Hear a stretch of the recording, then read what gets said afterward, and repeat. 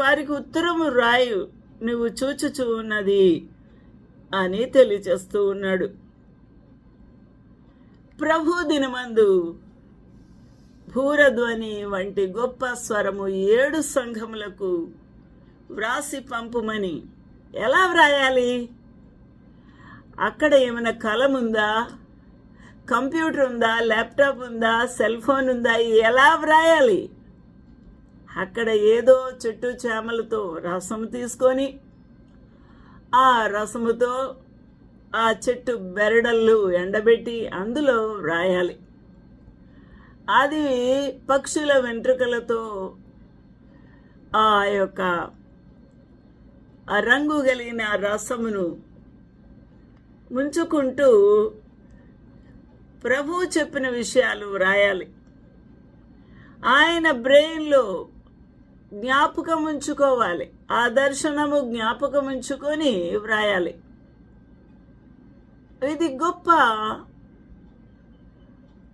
తనకు ఒక గొప్ప సవాలుగా ఉంది.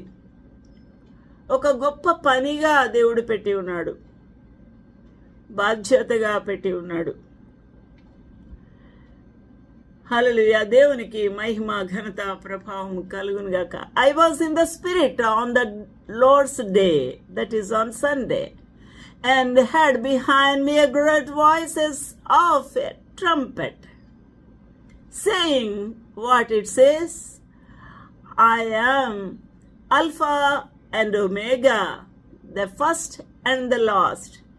And what thou seest, write in a book, and send it unto the 7 churches which are in Asia, unto Ephesus, unto Smyrna, unto Pergamos, and unto Thyatira, and unto Sardis, and unto Philadelphia, and unto Laodicea.